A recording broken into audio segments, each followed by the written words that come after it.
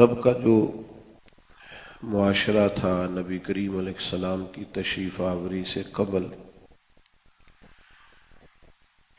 اس کے اندر جتنی بھی کمزوریاں پائی جاتی تھیں وہ تاریخ کا ہر طالب علم جانتا ہے۔ سب سے بڑا مسئلہ فکری اور اعتقادی کمزوریوں کا تھا۔ کفر ہے، شرک ہے، بہت سارے بتوں کے سامنے ان لوگوں کا جھکنا ہے، اور اس کے نتیجے کے طور پر پھر جو ان کے اندر کمزوریاں پیدا ہو گئی تھیں اور ان کے کردار کے اندر جو کمزوریاں رونما ہوئی تھیں، عورتوں پر ظلم ہے، بچیوں کو زندہ دفن کر دینا ہے۔ کبھی ان باتوں کا گہری نظر سے مطالعہ کریں تو جب انسان انتہائی درندگی پہ اتر آتا ہے تو پھر اس قسم کی چیزیں اس کے اندر پیدا ہوتی ہیں، جب بالکل اس کے نظریات ختم ہو جائیں اور اخلاقی زوال اور انحطاط پوری طرح حاوی ہو جائے۔ کئی سو سال گزر گئے حضرت عیسیٰ علیہ السلام کو آسمان پر تشریف لے جائے ہوئے۔ سالوں کے بعد غار حرا میں جب پہلی وحی نازل ہوتی ہے، آسمان اور زمین کا جو رابطہ قائم ہوتا ہے، بہت ساری قباحتیں ہیں اس معاشرے کے اندر، اور ہر ایک ذرہ یہ کہہ رہا ہے کہ آ اور مجھے آفتاب کر دے۔ ہر پہلو ہی سخت تشنا ہے، عورتیں پریشان ہیں، غریب پریشان ہیں، بیٹیاں پریشان ہیں، بوڑھوں پر ظلم ہے۔ ہر پہلو پر ہی بڑی ضرورت ہے، اور اسلام نے سب کے حقوق اپنی اپنی جگہ پر بیان فرمائے، لیکن جو پہلی وحی نازل ہوتی ہے نا، اس میں نہ تو ظاہری طور پر توحید کی بات ہو رہی ہے اور نہ اس پر عورتوں کے حقوق کی بات ہو رہی ہے۔ آپ زیادہ توجہ فرمائیں گے میری بات پر، نہ اس پہلی وحی کے اندر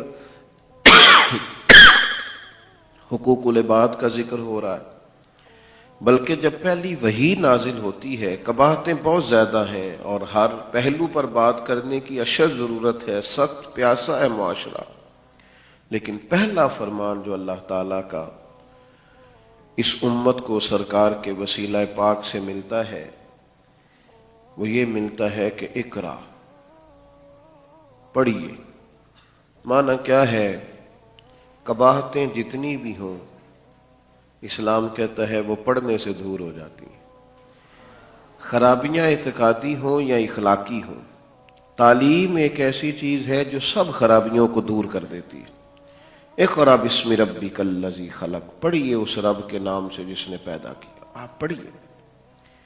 یہ جو پڑھنا ہے، یہ ساری کمزوریاں، کسی کمرے کے اندر 2 4 5 قسم کے موذی جانور اکٹھے ہو جائے نا، بچھو بھی ہے، سانپ بھی ہے، چھپکلیاں بھی ہیں، اور آپ کو وہ سارے جانور مارنے پڑیں فوری طور پر تو مشکل ہوتی ہے، چونکہ کمرے میں اندھیرا ہے۔ کیسے آپ انہیں پکڑیں گے، کیسے گرفتار کریں گے، کیسے بھگائیں گے، کیا کریں؟ تو یہ سارے اندھیرے جتنے بھی اکٹھے ہو گئے ہیں اور یہ ساری آزمائشیں جتنی بھی جمع ہو گئی ہیں، اس کا علاج ایک ہے کہ اس کمرے میں اجالا کر دو۔ آپ اس کمرے کے اندر لائٹ آن کریں، اجالا کریں، بہت سے جانور تو پکڑنے ہی نہیں پڑیں گے، وہ خود بخود بھاگ جائیں گے۔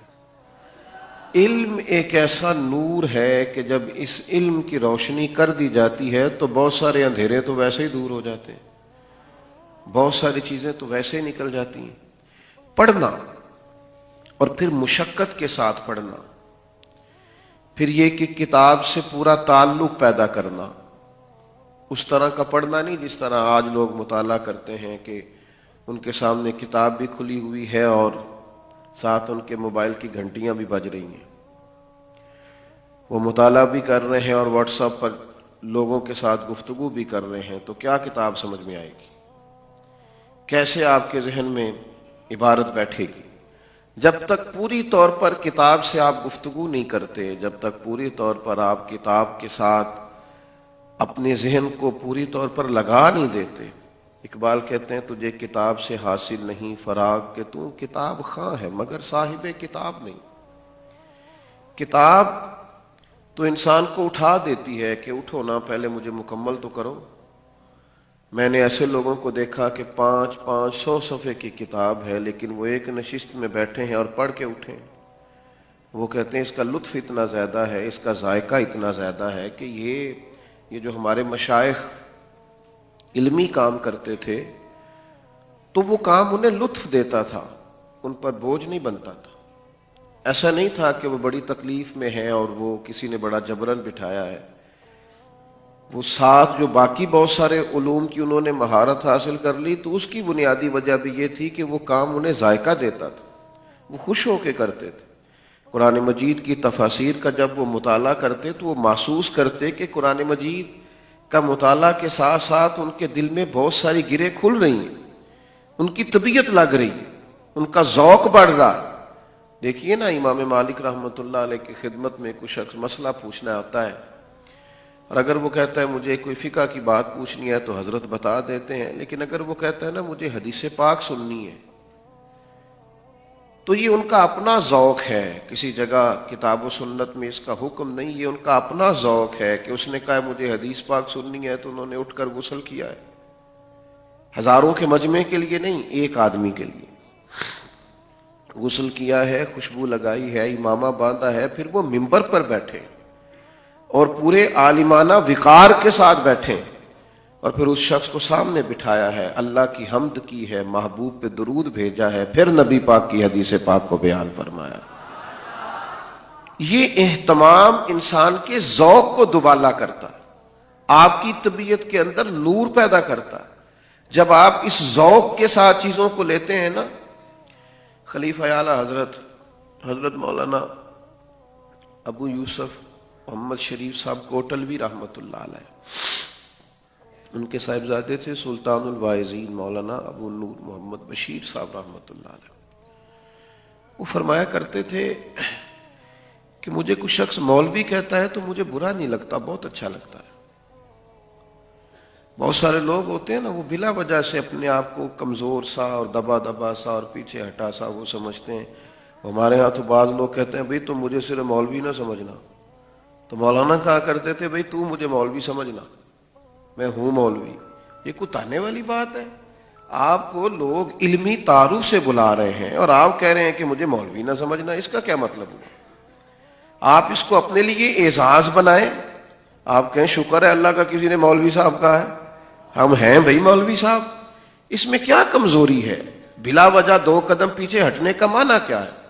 زندگی میں اس جگہ پہ کھڑے ہو جانا جس پہ صرف وضاحتیں دی جائیں، اس کا مطلب ہاں یہ ضرور اسے کہیں کہ جس کو تم عرف عام میں آج سمجھتے ہو اب وہ دور نہیں رہا، اب تو بھئی مولوی اللہ کے فضل سے تقاضوں سے آگاہ ہیں، انہیں خبر ہے۔ تم اگر کسی اور معنی میں یہ بات کر رہے ہو تو وہ تمہاری بات درست نہیں ہے، ورنہ ہم نے تو اعلیٰ حضرت فاضل بریلوی کے نام کے ساتھ بھی کتابوں میں مولوی لکھا ہوا دیکھا ہے، تو مشائخ کے ناموں کے ساتھ لکھا ہوا دیکھا ہے۔ اس میں کمزوری والی کیا بات ہوئی؟ کبھی بھی ایسی پوزیشن پہ کھڑے نہ ہو۔ اور پھر آپ طالب علم ہیں جو علم کو طلب کرتا ہے، جو ذوق رکھتا ہے علمی۔ حضرت مفتی وقار الدین صاحب رحمۃ اللہ علیہ کے حالات میں میں نے پڑھا، کیا فرماتے ہیں کہ حضرت صدر الشریعہ رحمۃ اللہ علیہ فرمایا کرتے تھے سوال کیا کرو، جھجکا نہ کرو۔ اور یہ بھی ہوتا ہے ہمارے مدارس میں کہ جب طلباء سوال کرتے ہیں تو اس میں بعض اوقات اساتذہ کا بھی فائدہ ہوتا ہے، کچھ چیزیں ڈھونڈنی پڑتی ہیں، نکالنی پڑتی ہیں، کچھ ورک گردانی کا موقع ملتا ہے، اور سوال کرنے والے طلباء یہ باقی جو کلاس فیلوز ہوتے ہیں ان کا بھی بڑا نفع کرتے ہیں۔ تو فرماتے ہیں میں بہت زیادہ سوال کرتا تھا حضرت صدر الشریعہ سے۔ حضرت مفتی وقار الدین صاحب رحمۃ اللہ علیہ فرماتے ہیں کہ باقی طلباء بھی مجھ سے کہا کرتے تھے کہ یار ہمیں تو استاد جی کا روب بڑا ہے، بعضوں کا خیال آتا ہے کیسے یہ ذرا سوال ہمارا بھی پوچھ لینا، اور پھر ان کو وہ علمی ذوق اس کے نتیجے میں حاصل ہوا۔ یعنی آپ کسی چیز کو پڑھ رہے ہیں، پھر آپ اس کو سمجھنا چاہتے ہیں، پھر آپ اس پر غور کرنا چاہتے ہیں، پھر آپ اس کے نتائج کو سمجھنا چاہتے ہیں، اس کی حکمت کو سمجھنا چاہتے ہیں، اسے آپ معاشرے میں اپلائی کیسے کریں گے، سوسائٹی میں اس کا رواج کیسے ہوگا، اس کو آپ غور کرنا چاہتے ہیں۔ فرماتے ہیں میں کلاس میں سوالات کرتا تھا، پھر اللہ نے انہیں توفیق دی۔ یہ بھی فرماتے ہیں کہ پھر مجھ پر وہ وقت بھی آیا کہ میں نے ساری رات مطالعہ کیا۔ تو یہ نہیں ہوتا جب تک آپ کا ذوق نہ ہو، جب تک کتاب آپ کو لطف نہ دے۔ ورنہ تو ایک طالب علم نے مجھ سے پوچھا، جمعہ پڑھاتے تھے، کہ بتائیے مطالعہ کیسے کرنا چاہیے، کتاب کو کیسے دیکھنی چاہیے۔ تو میں نے کہا یار آپ جمعہ پڑھانے کے لیے مطالعہ پوچھ رہے ہیں، وہ تو آتا ہی نہیں ہے اگر اس نیت سے پڑھا جائے کہ مجھے صرف لوگوں کو ہی سنانا ہے، مجھے صرف کسی کو ہی بتانا ہے۔ یہ خالص اس نیت سے اگر آپ چیز کو لے رہے ہیں تو کتاب آپ کے ساتھ گفتگو کیسے کرے؟ اگر آپ کا ذوق اس طرح کا ہو کہ مجھے نہ وہ اپنے لیے پڑھنا ہے، اپنے لیے سمجھنا ہے، میرے اوپر وہ طاری ہو، جو چیزیں میں کھولنا چاہ رہا ہوں مجھے اس کی سمجھ آئے، اس بات کی آپ کو سمجھ نہیں آ رہی وہ آپ کسی کو کیسے سمجھا سکیں گے؟ جو بات آپ پر طاری نہیں ہو رہی وہ آگے کسی شخص کو کیا لطف دے گی؟ تو آپ اپنے ذوق کو علمی بنائیں گے۔ دوسری گزارش یہ ہے کہ ہمارے ہاں ایک بہت زیادہ بات ہوتی ہے کہ ہمیں جدید تقاضوں سے آگاہ ہونا چاہیے، اس میں کوئی شک نہیں، اور یہ بہت بڑی ضرورت ہے تقاضوں کی آگاہی۔ لیکن ایک بات جو کم از کم اس ادارے سے پوری دنیا میں گئی ہے ہمیشہ، اسے کبھی نہیں بھولنا۔ ہمیں ہر جدید تقاضے کو سمجھنا ہے، غور کرنا ہے، اور وقت کے تقاضوں کے مطابق اشاعت دین کا کام کرنا ہے، ابلاغ کرنا ہے، لیکن ان جدید تقاضوں کے ساتھ ساتھ ہمیں کسی نئے عقیدے کی طرف نہیں جانا، عقائد اور نظریات کو مضبوط رکھنا ہے۔ ہمارے بچے پتہ نہیں کس کو سن رہے ہوتے ہیں، ان کے جیبوں میں پتہ نہیں کس کی گفتگو چل رہی ہوتی ہے۔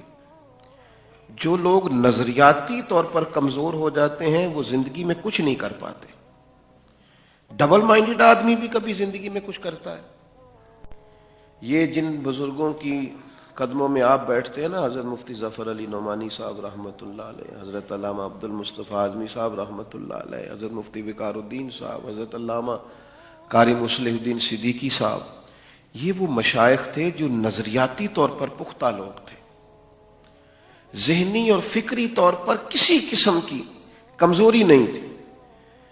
جب کوئی شخص جب بھی ذہنی طور پر بہت پختہ ہوتا ہے نا، نظریاتی طور پر، اس کا کام مضبوط ہوتا ہے، لیکن کمزور باتیں کرنا، کچی پکی باتیں کرنا، اور مطلب اسٹیج پر میں نے دیکھا ہے کچھ لوگ بڑی مضبوط بات کر رہے ہوتے ہیں، لیکن نیچے اتر کو کہتے ہیں یار اس کا ذرا مفہوم مخالف بھی دیکھ لو، ذرا دوسری رائے کو بھی سن لو۔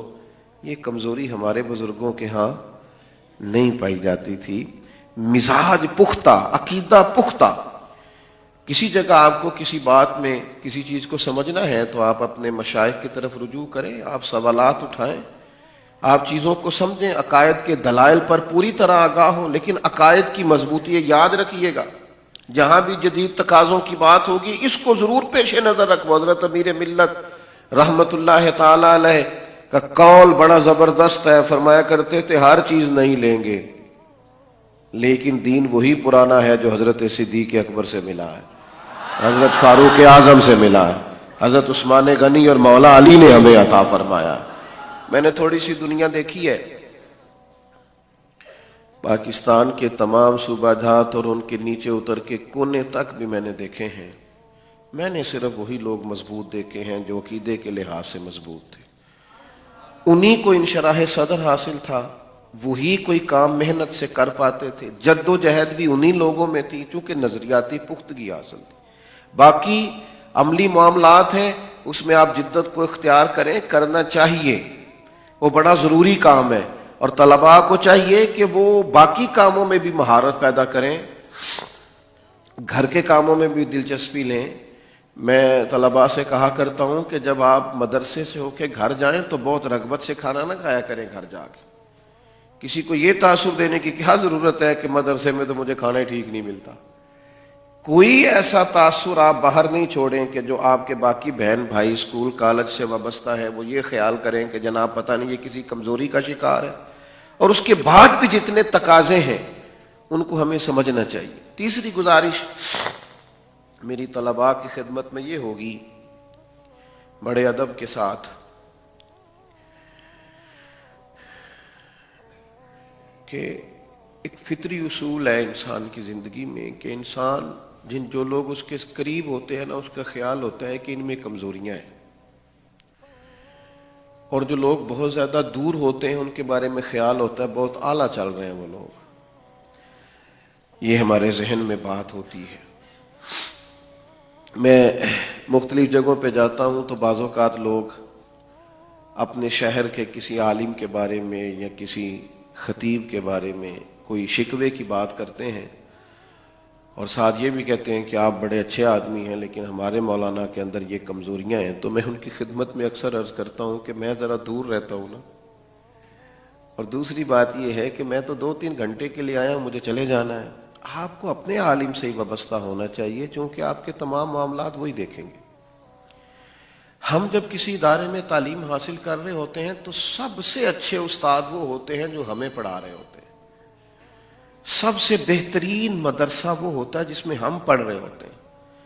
یہ ادھر ادھر نظر اٹھانا دیکھنا ٹھیک ہے، کسی وقت آپ کسی اور جگہ چلے جاتے ہیں وہ معاملہ اور ہے، لیکن یاد رکھیے جہاں انسان رہتا ہے، جس گود میں وہ پرورش پاتا ہے، اگر وہ اس کی ٹھنڈوں کو محسوس نہیں کرتا، اس کی خوبصورتی کو محسوس نہیں کرتا، تو وہ پڑھ نہیں پاتا، وہ سکون نہیں لے پاتا۔ آپ جہاں ہیں وہاں اطمینان سے وقت گزاریں، اور خوش قسمت جانیں اپنے آپ کو، اس سے شکر بھی پیدا ہوتا ہے اور انسان کا دل بھی لگتا ہے۔ ورنہ ہر وقت ادھر ادھر دیکھنے سے کمزوری پیدا ہوتی ہے۔ ہمارے بہت سارے ایسے علماء ہم نے دیکھے ہیں جنہوں نے ایسے مدارس میں تعلیم حاصل کی ہے جو باقاعدہ مدرسہ ہی نہیں تھا۔ کسی عالم کے گھر جانا یا ان کی مسجد میں جانا اور جا کر پڑھنا، لیکن ذہن پڑھنے والا تھا، شوق تھا، ذوق تھا، تو تعلیم ہو گئی۔ حضرت خواجہ نظام الدین صاحب رحمۃ اللہ علیہ کے ایک مرید تھے، ان کے دل میں بھی خیال آتا تھا کہ ہماری خانقاہ میں یہ تبدیلیاں ہونی چاہیے، تو اس کا اظہار 2-4 جگہوں پہ انہوں نے کیا۔ باقی جگہوں کو دیکھتے ہوں گے، اور خیر کی بات اور خیر کی تبدیلی کو بری چیز بھی نہیں ہے۔ تو بار بار جب ان کے مزاج میں شدت آئی تو حضرت خواجہ نظام الدین صاحب رحمۃ اللہ علیہ نے ان سے کہا کہ آپ کچھ دن پانی پت میں ایک خانقاہ ہے وہاں گزار کے آئیں۔ 10-11 دن گزار کے آئے تو حضرت نے پھر ان کو کہا کہ آپ فلاں علاقے میں ایک خانقاہ ہے، میرا خیال ہے وہاں کچھ دن گزاریں۔ 2-3 جگہوں پہ بھیجا، تو جب چوتھی جگہ بھیجنے لگے تو انہوں نے ہاتھ باندھ دیا، عرض کی حضور میں یہیں ٹھیک ہوں، میں دیکھ آیا ہوں چیزوں کو، میں یہیں بہتر ہوں۔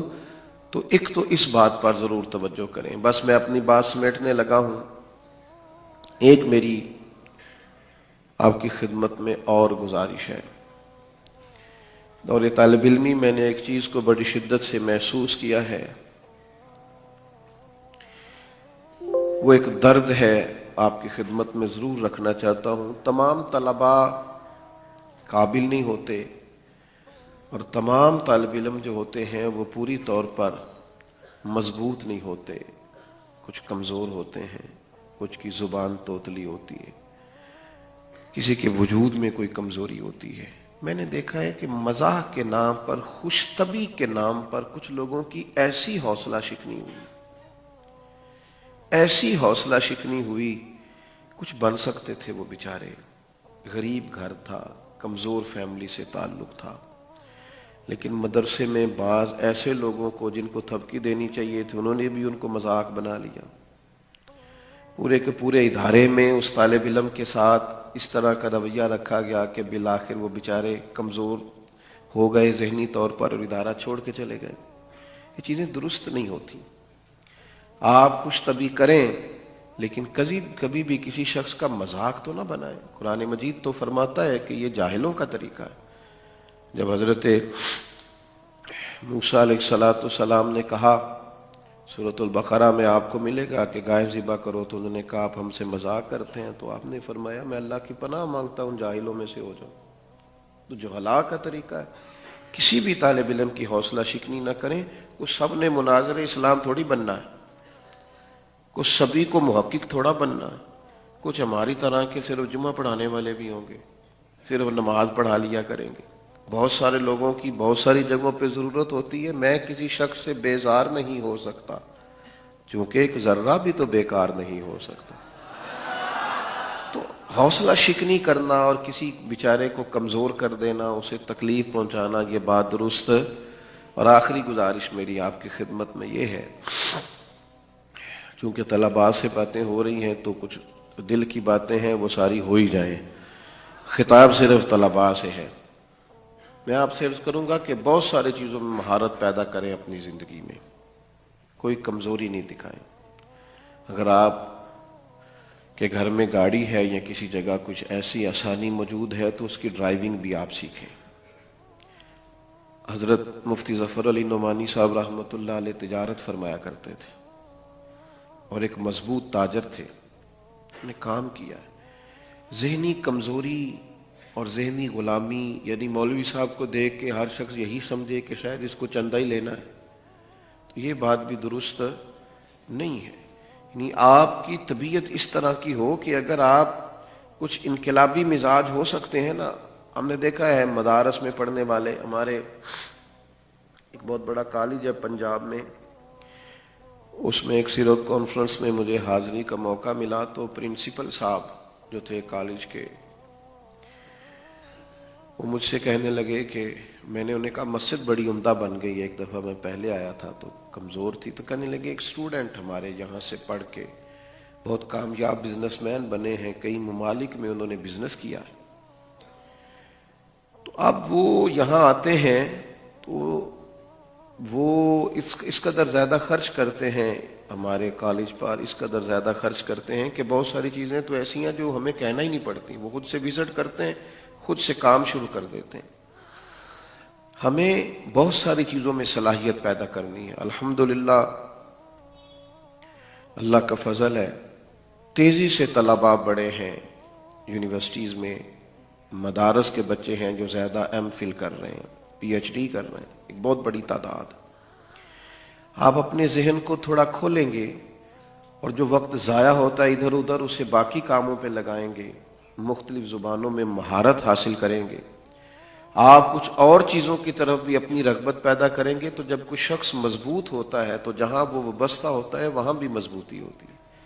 اعلیٰ حضرت بریلوی رحمۃ اللہ تعالیٰ علیہ کی شخصیت کو جب ہم پوری طور پر پڑھتے ہیں تو آپ نے جس بیدار مغزی کے ساتھ لوگوں کو تیار کیا ہے تو اس میں ہر قسم کی شخصیات آپ کو ملیں گے. بہت زیادہ تصوف پر کام کرنے والے, صوفیزم کو فروغ دینے والے بھی آپ کے خلفاء ہیں, تدریس میں مہارت رکھنے والے اور شعر و سخن میں مقام پیدا کرنے والے اور پوری دنیا میں دین اسلام کی تبلیغ کرنے والے. انہوں نے کسی شخص کو بھی یہ نہیں کہا کہ آپ سبھی شعبہ جات میں کام کریں یا آپ اس شعبے میں کام کر رہے ہیں تو دوسرے میں کیوں نہیں کر رہے.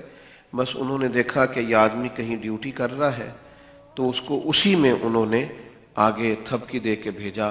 طلباء کو یہ چاہیے کہ جو ٹائم طالب علمی کا ہے وہ صرف اسی میں گزارا جائے, سیکھنے میں گزر جائے, سیکھنے میں گزر جائے, کچھ نہ کچھ سیکھتے رہیں. باقی جو غیر نصابی سرگرمیاں ہیں ان میں بھی مضبوطی ہونی چاہیے. میں اکثر کہتا ہوں کہ مدرسے کے طالب علم کو تو شرارت بھی پڑھی لکھی کرنی چاہیے, اس میں بھی جہالت نہیں ٹپکنی چاہیے. اور یہ کرتے ہیں ہمارے طلباء. میں ایک دن دیر سے آیا رات کو تو ایک کمرے میں بڑا شور کی آواز آ رہی تھی تو میں نے کہا کہ 2 بجے بھی یہ شور کر رہے ہیں رات کے, حد ہو گئی. تو اس کمرے کی جا کے لائٹ آن کی لیکن سبھی سو رہے تھے اور ان کے خراٹوں کی بھی بہترین آوازیں آ رہی تھیں. کوئی مطلب ایسا مسئلہ نہیں تھا. تو میں نے ان کو ڈرایا بھی, بہت ماروں گا صبح ابھی سے بتا دو کون بول رہا تھا, کہ وہ نہیں ڈرے. پھر میں نے ان کو یہ بھی کہا کہ انعام بھی دیا جائے گا. ظاہر ہے آپ لوگ اس وقت یہ کر رہے تھے تو باقیوں کا فائدہ ہوگا, لیکن وہ کسی انعام کے لالچ میں بھی نہیں آئے. جب زیادہ ہی دیر ہو گئی تو پھر میں نے جو میرے ساتھی تھے ان سے کہا کہ بہتر یہ ہے کہ ہم ہی رجوع کر لیں کہ ہمیں دھوکہ ہوا ہے. تو پڑھی لکھی اور سمجھدار قسم کی ان لوگوں کے معاملے. لیکن ایک اور بھی حسن بڑا شاندار ہے کہ یہ طلباء بڑے عمدہ ہوتے ہیں. کبھی جب چھٹیاں ہوتی ہیں یہ جاتے ہیں.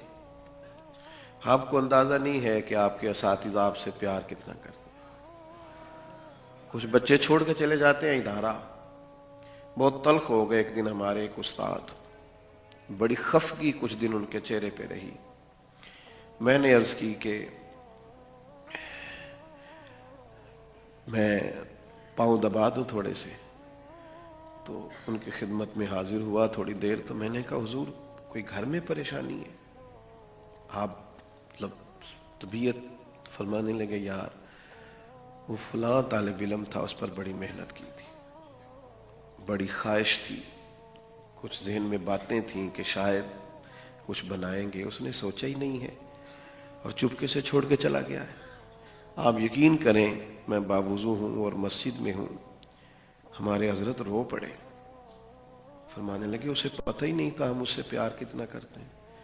میں نے کہا حضور میں جاؤں اس کے پاس اور اس کو جا کے کہوں کہ وہ واپس آ جائے اسی مدرسے میں؟ فرمانے لگے نہیں، یہ ہمارے وقار کے خلاف ہے، اس نے اچھا نہیں کیا، لیکن دعا کرتے رہیں گے وہ جہاں رہے اللہ اسے کامیابیاں عطا فرمائے. یہ اس بات کو آپ سمجھیے. کمزوری نہ دکھائیں اساتذہ کے معاملے میں. جو شخص آپ پر بہت غصہ کسی وقت کر رہا ہوتا ہے نا، اس غصے کے پیچھے بھی اس کی بہت بڑی شفقت کار فرما ہوتی ہے. وہ زیادہ امید رکھتا ہے آپ سے، وہ چاہتا ہے کہ آپ زیادہ مضبوط ہو جائیں. اس لیے طلباء کو چاہیے کہ وہ اپنے ذہنی طور پر اور فکری طور پر اپنے اداروں کے ساتھ پوری وابستگی حاصل کریں. اللہ تعالیٰ کی بارگاہ میں دعا ہے. میں نے کسی عنوان پر بات نہیں کی اس لیے کہ میں نے زیادہ طلباء کو دیکھا، کچھ ذہن اور لے کے آیا تھا، لیکن خیال کیا کہ جو چیزیں آپ تک مجھے پہنچانی چاہیے وہ میں پہنچا دوں. اللہ تعالیٰ اس ادارے کو ہمیشہ شاد و آباد فرمائے، اور اللہ تبارک و تعالیٰ یہاں جو آرام فرما مشائخ ہیں ان کے روحانی فیض سے ہم سب کو فیض یاب فرمائے. وما علینا الا البلاغ.